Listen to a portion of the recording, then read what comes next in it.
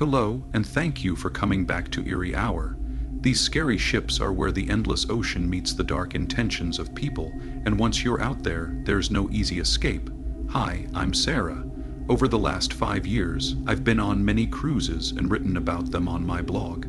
I truly believed I knew everything there was to know about life at sea.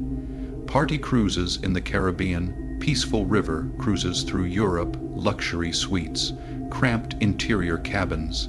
I'd experienced it all. But last October, I went on a 7-day Mediterranean cruise that completely changed how I see ships and the ocean itself.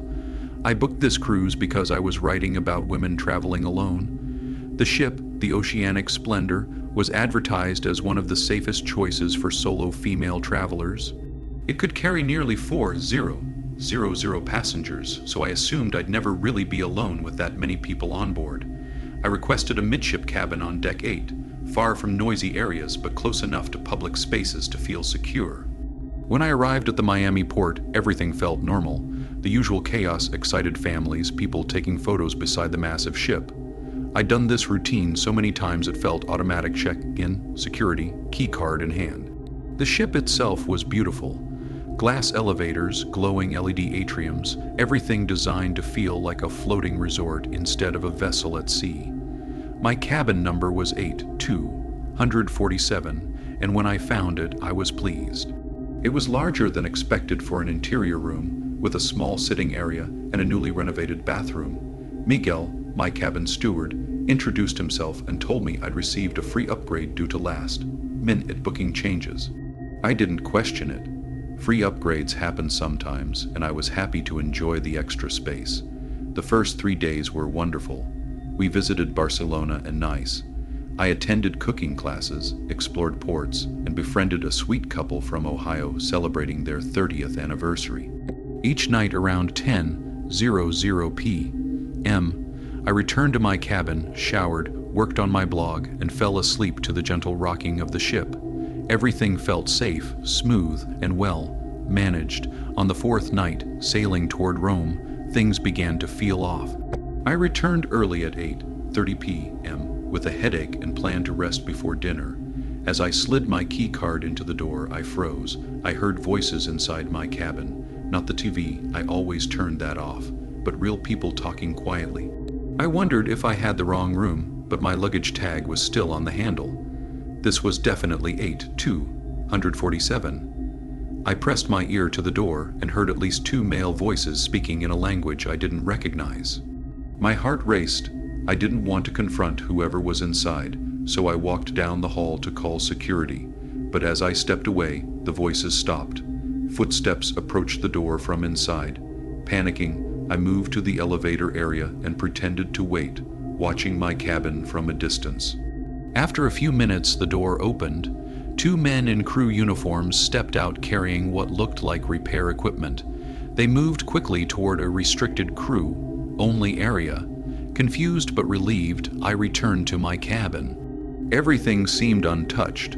My laptop, jewelry, clothes. Nothing was missing. I reported the incident to guest services, and they said routine maintenance had been scheduled, though they were surprised I hadn't been notified. The next morning, I told Miguel what happened. His reaction was unsettling. He said no maintenance was scheduled for my cabin and showed me his service tablet. Cabin 8247 wasn't listed. When I described the 2 men, he looked troubled and said he didn't recognize them from maintenance or cleaning staff. That night, I stayed in public areas until after midnight. The hallways on deck 8 were dimly lit when I returned. As I approached my cabin, my blood ran cold. The door was slightly open. I knew I had locked it earlier. I always double-checked. I listened for sounds, then used my phone light and stepped inside. The cabin smelled wrong. Stale, musty, like old clothes in a sealed room. The lights revealed clear signs someone had been there. My suitcase had been moved. The bathroom door was closed. The chairs in the sitting area were facing each other, like people had been talking there. Terrified, I grabbed my essentials and rushed to the 24-hour guest services desk. The night manager, Patricia, listened carefully and sent security to search the room. They found no intruders but confirmed the furniture had been rearranged and noticed the strange smell. Patricia offered to move me immediately. When she pulled up my reservation, she frowned and asked me to repeat my cabin number. When I said 8247, she told me that cabin had been taken out of service 3 months earlier due to ongoing concerns and was never supposed to be occupied. She showed me the screen, "Do not book," in red letters.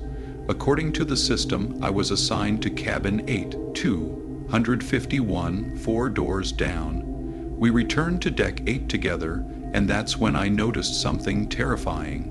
The nameplate on 8247 wasn't modern. It was old, tarnished brass with etched numbers and green corrosion. The maintenance chief arrived and went pale when he saw it. He told us a guest had died in that cabin under strange circumstances on the previous voyage, and it had been sealed ever since. The electronic lock should have been disabled, yet my keycard worked. I've been staying there for 4 nights. They moved me to 8251 immediately, but even after that, I felt watched. Late at night, I sometimes heard muffled sounds from 4 doors down. The cruise company refused to explain further after disembarkation. Crew forums later revealed that cabin 8247 was infamous for strange activity. I still cruise, but I always double-check my cabin now.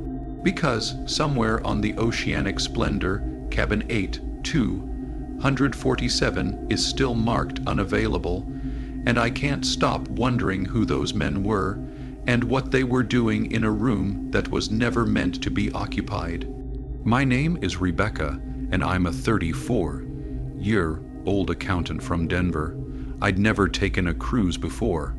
After a brutal divorce and exhausting court battles, my sister convinced me to escape. She booked a 10-day Southern Caribbean cruise aboard the Royal Odyssey, a massive ship with over 50 passengers. The ship felt like a floating city. My sister and I had adjoining balcony cabins on deck 12. For the first time in months, I felt free, but on the 3rd day, I noticed a man watching me at breakfast. He smiled in a way that made my skin crawl. I saw him again by the pool, again at trivia, again during a concert. No matter where I went, he was there. And when Jennifer and I went to the late-night comedy show, there he was again, sitting alone at the bar. I tried to convince myself that was just happenstance on a ship with thousands of passengers. It felt normal that you would keep seeing the same faces again and again, especially when people follow similar routines. But there was something disturbing about the way he always placed himself so carefully, always sitting or standing where he could clearly see me. It felt planned, deliberate, and it made my skin crawl in a way I couldn't explain. On the 4th day, as we docked in St. Lucia, I decided to book a solo excursion while Jennifer went on a different tour with friends she had met. I hoped that leaving the ship and spending the day on the island would give me a break from the constant feeling of being watched. The tour was a guided rainforest hike to a waterfall with about 20 people in the group. Halfway through the hike, during a short water break, my heart dropped when I saw him step out from behind a cluster of trees. He wasn't part of our group. I was absolutely sure of that because I had carefully looked at everyone when we first met up. Yet there he was, acting as if he belonged, chatting casually with other hikers about the scenery. When he noticed me staring, he waved excitedly like we were old friends. I walked over to the tour guide and casually asked if anyone had joined us along the way. She looked confused and said no, that our group had stayed the same since we left the ship. When I pointed him out, she frowned and said she didn't see anyone and that he definitely wasn't part of any scheduled tour. She seemed just as unsettled as I was by the idea that someone could simply appear in the middle of a guided jungle hike. For the rest of the trek, I stayed close to the guide, but I could still see him at the edge of my vision, keeping the same distance, always watching. When we returned to the ship, I saw him boarding through the main gangway as if he had every right to be there. That night, I decided to deal with it immediately. I went to guest services and told them I felt like another passenger was following me. The guest services manager, a calm woman named Carol, listened carefully and took notes. She asked if I knew his name or cabin number, but I realized I knew almost nothing about him beyond his appearance. Carol said they would investigate and told me to report anything else right away. As I turned to leave, I felt a tap on my shoulder. I turned around and there he was, standing far too close. I could smell his heavy, clinging fragrance, thick and unpleasant, making my stomach twist. He wore that same unsettling smile. When he spoke, his voice was soft and polite, which somehow made it even worse. "Rebecca," he whispered, and hearing my name from his mouth sent a cold shock through me. He said he noticed I seemed upset while speaking to the woman at the desk and hoped everything was okay. I had never told him my name, I hadn't shared it on the excursion, and I never introduced myself to him. My cruise ID was usually hidden inside my backpack. When I asked how he knew my name, his smile widened. He said he made it his business to know interesting people. Then he casually mentioned my cabin number and said he was staying just down the hall in 12B. The ease with which he said this terrified me. How did he know where I was staying? Had he been watching my cabin? I didn't respond. I walked away quickly and got into the nearest elevator. As the doors closed, I saw him still standing there, smiling, watching. That night, I called Jennifer into my room and told her everything. She was horrified and insisted we go to guest services together the next morning to file a more detailed complaint. The next day, Carol contacted me and asked to meet privately. When I arrived, her serious expression made my heart sink. She explained that after checking the passenger records and security footage, they found something very strange. According to the records, cabin 12B was occupied by a married couple, James and Helen Morrison from Ontario, Canada.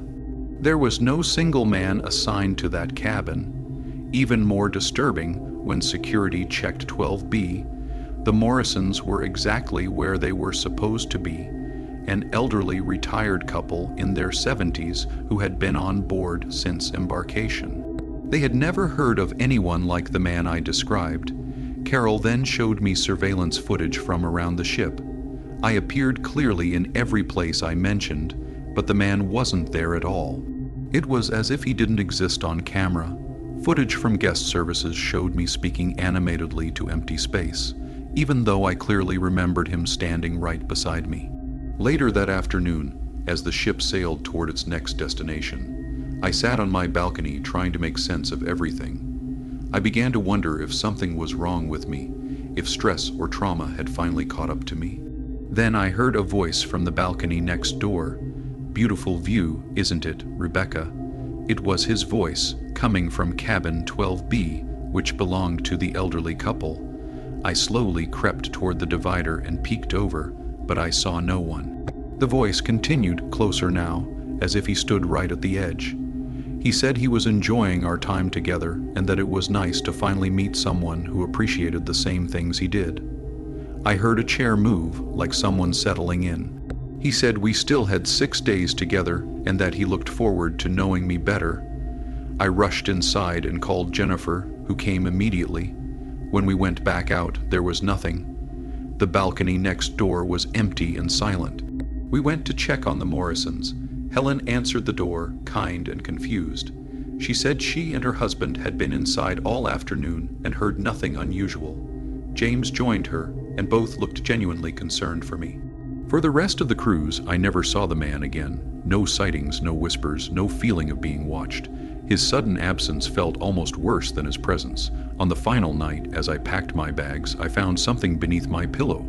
It was a ship's daily newsletter, but not from our voyage.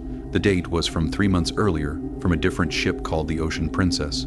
One article was circled. It talked about a missing passenger, a man in his mid-50s, who vanished from cabin 12B. The name was David Chen. The photo showed the same man. According to the article, David Chen had disappeared at sea 3 months earlier and was presumed dead. I never reported finding the newsletter. I kept it. I later learned that before he vanished, he had been accused of stalking a female passenger who complained about a man in cabin 12B. I don't take cruises anymore, and sometimes late at night, I still smell that strong fragrance, and I wonder if the ocean ever really gives up its dead, or if some of them just find new ways to hunt. My name is Marcus, and I'm a 28-year-old marine engineer who's worked on several vessels for the previous 6 years. I truly believed I had seen everything the maritime world could throw at me, from massive oil tankers to endless cargo ships and even high-end luxury boats. When I was offered a temporary role aboard the Caribbean Majesty as a backup engineer for a 14-day transatlantic voyage, I didn't hesitate. The pay was excellent, and I thought working on a cruise ship would be a calmer change from the harsh industrial vessels I was used to. The Caribbean Majesty was an older ship, built in the late 1990s, but she had been recently refurbished and could carry around 200 passengers. I was filling in for the regular third engineer who had fallen seriously ill just days before departure. The chief engineer, a rough and serious Norwegian man named Eriksson, gave me a short briefing and assigned me to the night shift from 11:00 p.m. to 7:00 a.m. My job was to oversee the engine room and monitor mechanical systems across the ship. For the first week, everything felt normal. The ship was well maintained, and the engineering team knew what they were doing. My routine involved checking pressure gauges, watching system readouts, and walking through the lower decks to make sure nothing was malfunctioning. The night shift was quiet and almost eerie, with most passengers asleep and only essential crew members awake. Everything changed during the second week on the 9th night of the crossing at around 3:00 a.m. I was doing my usual walkthrough on Deck 2, where most of the ship's mechanical systems and crew quarters were located. This area was strictly off limits to passengers and required special keycard access. While inspecting the water purification system, I heard voices drifting through a section of the ship I had never explored before. The voices were low and tense, and I could hear at least 3 people speaking urgently. What felt wrong was that this hallway led to old storage rooms that, according to ship schematics, had been sealed off during renovations and were not used anymore. No crew was scheduled to work there during night shifts. Curiosity mixed with unease pulled me closer. The corridor was dimly lit by emergency lights, and I noticed the restricted access signs had been removed. As I moved nearer, I realized the voices were speaking multiple languages: English, Spanish, and something that sounded Eastern European. I pressed myself against the wall and slowly peeked around the corner.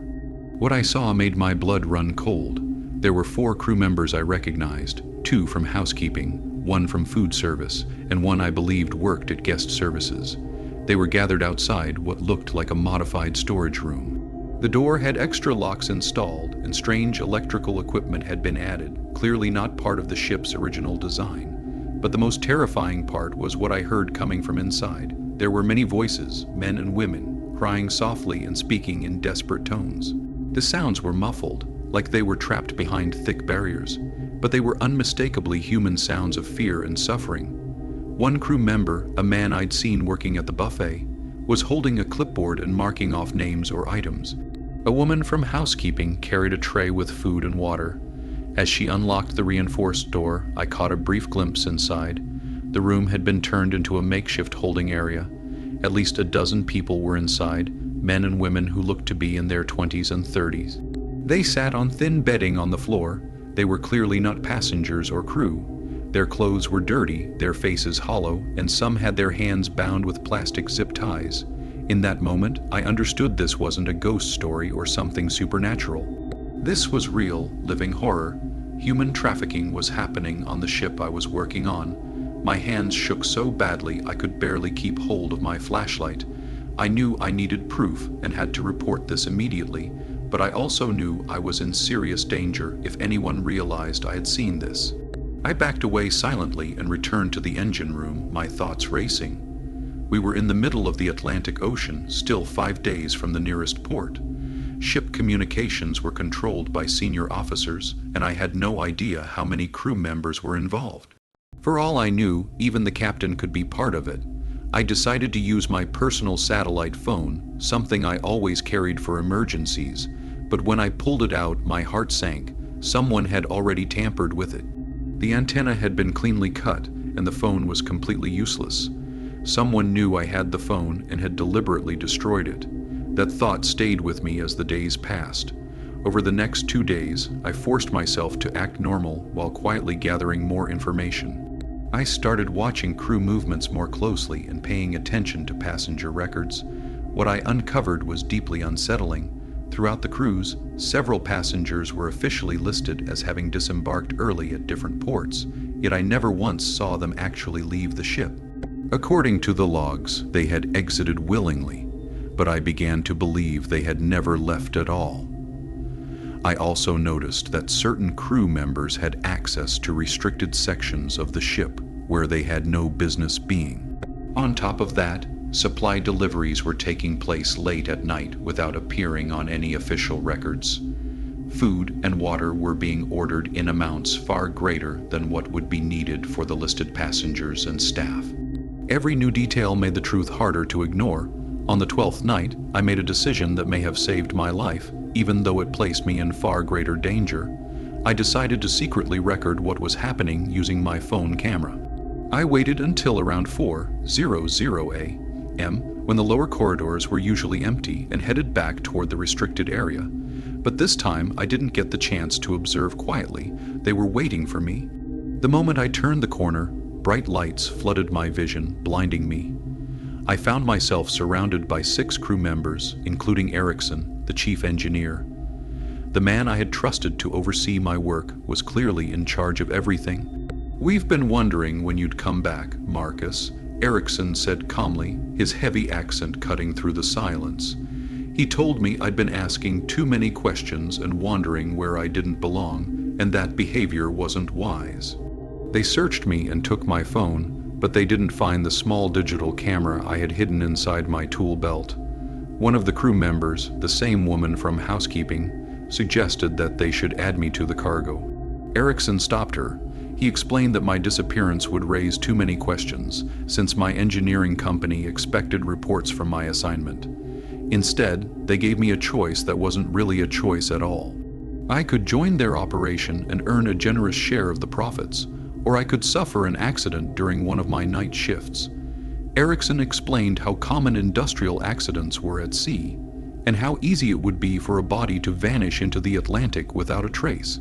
I agreed to cooperate, knowing it was the only way to stay alive and possibly stop what was happening. For the final 2 days of the voyage, I pretended to be one of them. While acting compliant, I secretly recorded everything I could with the hidden camera. I learned the operation had been running for more than 2 years, and the Caribbean Majesty was just one of several ships being used to transport people who had been kidnapped or sold into slavery. When we finally docked in Southampton, 2 crew members escorted me off the ship. They made sure I understood I was being watched. They showed me proof that they had my home address, my family's contact details, and photos of me entering and leaving my apartment building. They warned me that if I contacted the authorities, I would disappear, and my family would suffer the consequences. For 3 months after I returned home, I lived in constant fear. I barely slept, barely ate, and every unexpected sound made my heart race. But I also couldn't live knowing what I had seen without doing something. Eventually, I contacted an FBI task force that specializes in international human trafficking and handed over all the evidence I had gathered. The investigation lasted nearly a year, but it worked. 17 crew members were arrested, and the trafficking operation was dismantled. The Caribbean Majesty was seized, and the cruise line faced federal charges. More importantly, 43 people were rescued from captivity across multiple ships involved in the network. I still work as a marine engineer, but I will never step foot on another cruise ship. The investigation revealed that trafficking rings had been using cruise ships for years, taking advantage of international waters and complicated laws that slow down enforcement. Sometimes I wake up in the middle of the night, thinking about the voices I heard behind that reinforced door. And I wonder how many other ships are sailing right now, carrying people who will never appear on any passenger list. The ocean is vast, and once you're out there, your life depends entirely on who controls the ship. I testified in federal court, but I still look over my shoulder every day. Human trafficking is $1 billion industry, and the people behind it don't forgive interference. Every cruise ship that passes by my apartment window reminds me that somewhere out there, people are still trapped below deck, waiting for someone to hear their voices and come to their rescue. My name is Dr.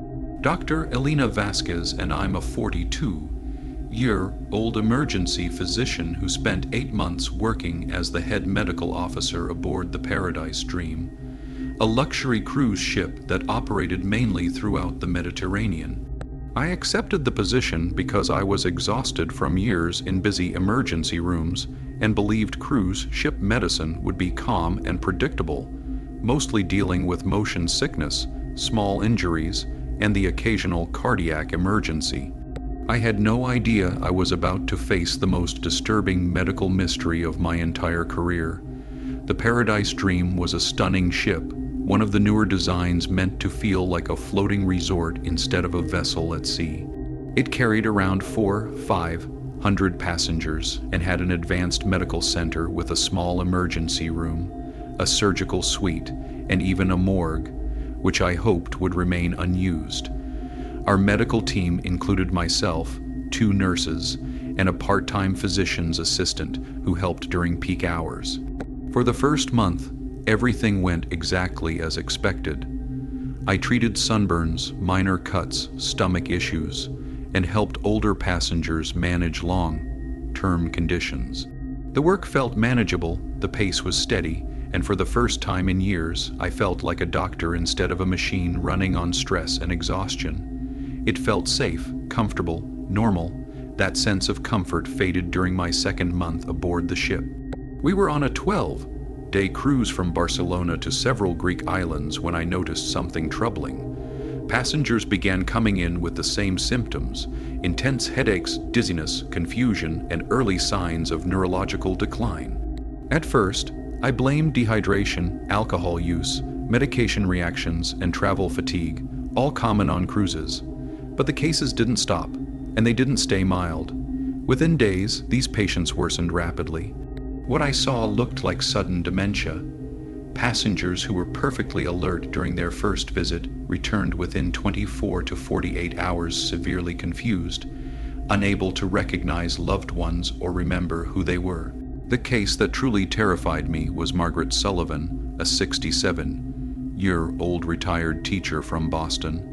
She came in on the 4th day complaining of a severe headache. She was traveling with her husband, Robert, and both seemed healthy and cheerful. Her vitals were normal and her neurological exam showed no immediate concerns. I treated her pain and advised rest and hydration. Less than 2 days later, Robert rushed her back. Margaret didn't know her own name. She didn't recognize her husband. She believed it was 1987. When I asked where she was, she looked around in fear and asked if she was dying. I immediately ordered full testing and admitted her for monitoring. The next morning, when I went to review her results, I felt a chill run through me. Margaret's medical file was gone, every record, every test. Even her first visit had vanished. It was as if she had never existed. When I asked Patricia, our head nurse, she looked genuinely confused and claimed she had never treated anyone by that name. When I checked the inpatient unit, Margaret's bed was empty. According to the ship's passenger manifest, there was no Margaret Sullivan on board.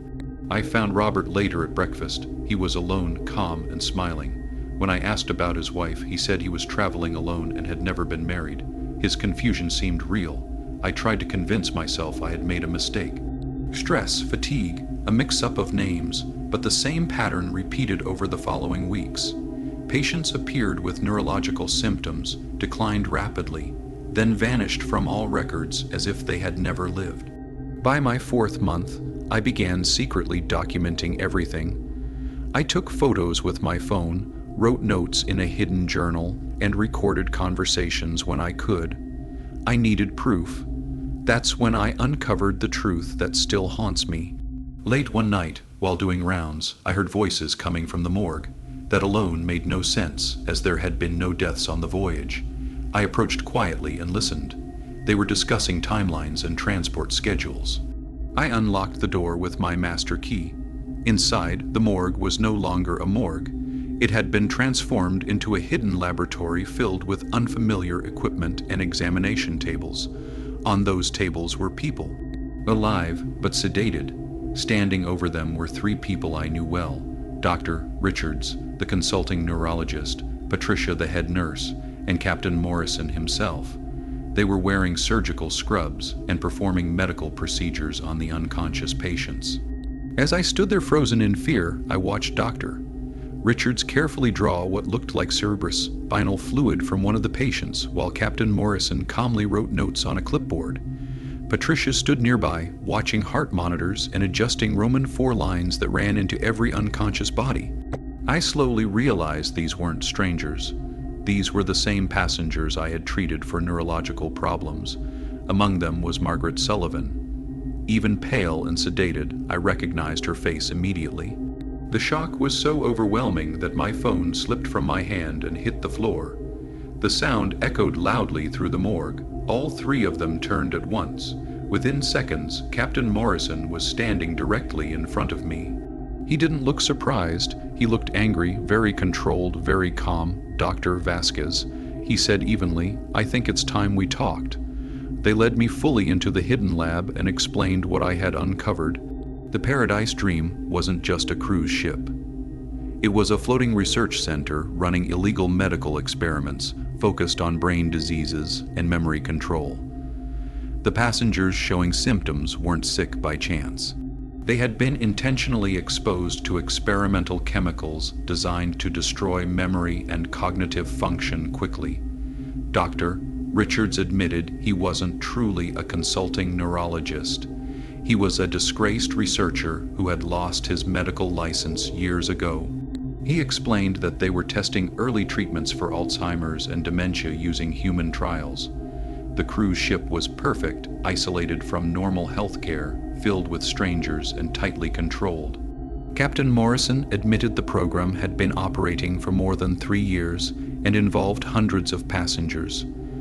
Those who survived the experiments had their memories altered or erased completely, which explained why spouses suddenly forgot entire marriages. Those who didn't survive were quietly buried at sea at night and listed as natural deaths. Then they gave me a choice: join them and be paid handsomely, or become a test subject myself. They claimed the research was too important to stop, and that sacrificing a few passengers was justified. I agreed to cooperate because I knew it was the only way to stay alive and possibly stop them. For the next 2 months, I pretended to be part of their team while secretly recording everything and searching for a way out. I learned the operation wasn't limited to one ship. At least 6 cruise ships were involved, funded by a pharmaceutical company desperate to rush neurological treatments to market. When we finally docked in Barcelona at the end of my contract, I had enough evidence. I contacted Interpol and handed over photos, videos, patient records, and detailed research notes. The investigation took nearly 8 months. In the end, 23 people were arrested, including Captain Morrison, Dr. Richards, and several pharmaceutical executives. The Paradise Dream was seized, and investigators confirmed experiments on more than 400 passengers. Many of the victims were elderly travelers, chosen because memory loss or disappearance wouldn't raise immediate suspicion. I no longer work as a ship's doctor. I returned to emergency medicine despite the stress, because now I know how dangerous unchecked research can be. Cruise ships are the perfect hiding place for people willing to cross ethical lines. Sometimes people ask why I left such a perfect job. I tell them some dream jobs are really nightmares. The worst part is knowing there are likely other ships out there right now, full of passengers who believe they're on vacation, unaware they're being used as test subjects. Every time I see a cruise ad promising the trip of a lifetime, I think of Margaret Sullivan and wonder if she's still alive somewhere, unable to remember her own name, or the husband who forgot she ever existed. My name is Jonathan Hayes, and I'm a 45-year-old insurance investigator who focuses on maritime claims. I'd spent over 15 years working on cases, but I never imagined I'd become part of one myself. When I booked a cabin on the Ocean Vista for what I thought would be a calm 10-day Caribbean cruise, I believed I was finally taking a real vacation. Instead, I stumbled into the most chilling insurance fraud scheme I had ever seen. The Ocean Vista was a mid-size ship carrying about 800 passengers, and I had chosen it because of its reputation for safety and good management. As someone who had investigated dozens of maritime accidents, I knew which cruise lines to trust. This ship had no major incidents in its 12-year history.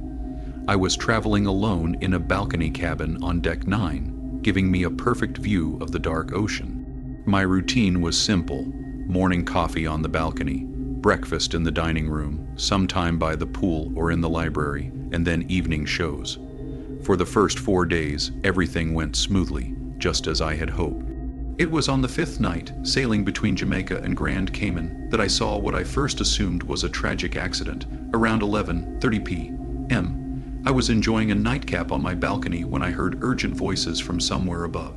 There were at least 3 people speaking sharply, almost arguing. I leaned over the railing to see where the noise came from. Deck 10 had more balcony cabins, and Deck 11 held premium suites. The voices seemed to come from Deck 11, but I couldn't see anyone. Suddenly, the argument stopped. I heard the sound of a struggle, furniture scraping, someone pleading, and then a splash in the water below. I turned to the other side of my balcony and looked down. In the ship's wake, a person was flailing in the water, desperately trying to swim while the massive ship moved forward, leaving them behind. Without thinking, I grabbed the cabin phone and called the bridge, reporting a passenger overboard with the approximate location. Within minutes, I heard the ship's emergency alarms, and the vessel slowed and turned. From my balcony, I watched as the crew launched rescue boats and swept the water with bright spotlights, but then I noticed something chilling. On the Deck 11 balcony above me, I saw 3 people watching the operation calmly.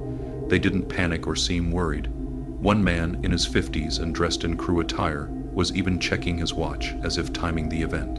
The rescue continued for over 2 hours, but no one was found. Captain Rodriguez later announced that despite an extensive search, no passenger had been located, and an investigation would follow. The ship continued toward Grand Cayman, and most passengers returned to their cabins, but I couldn't sleep. My instincts screamed that something was wrong, and my years of investigating fraud told me to trust them. The next morning, I began my own investigation. I reviewed the previous day's ship newsletter, hoping to find updates about missing passengers, but there was nothing. At guest services, I asked casually about the reported overboard passenger. A young woman named Kelly looked genuinely confused. She said she hadn't heard about anyone going overboard. When I insisted I had reported it, she checked the system and told me there were no incident reports. This was impossible. I had made the call myself, seen the rescue boats, and heard the captain's announcement.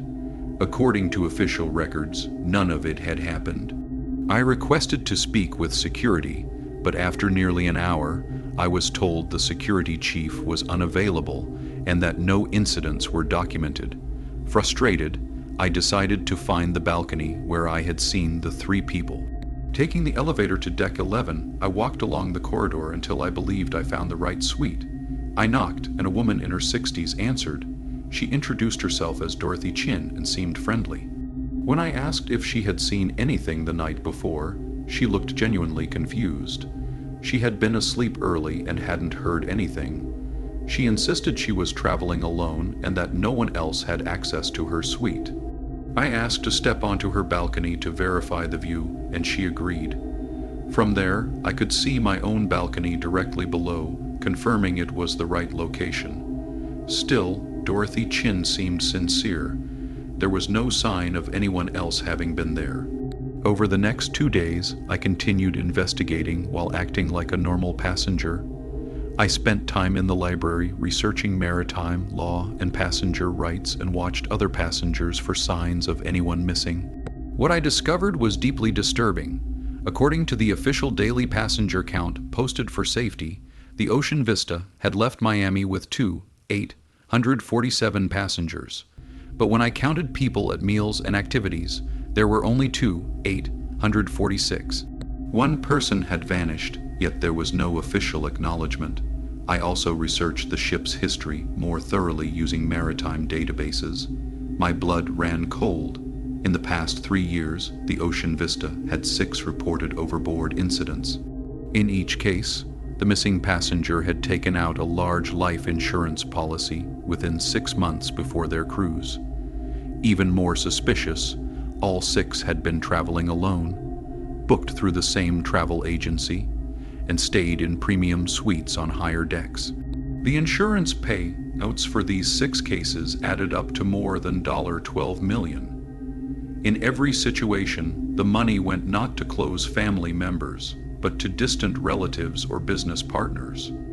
By my 8th day on the ship, I knew I had to take a serious risk. I booked an appointment with the ship's photographer, saying I wanted professional photos taken in my suite for a family album. But once he arrived, I didn't pose for pictures. Instead, I asked him if he had noticed anything strange about passenger behavior during the cruise. His name was Carlos, a young man who at first clearly didn't want to talk. But when I told him I was an insurance investigator, his attitude changed completely. Carlos told me he had worked on cruise ships for 5 years and had noticed disturbing patterns.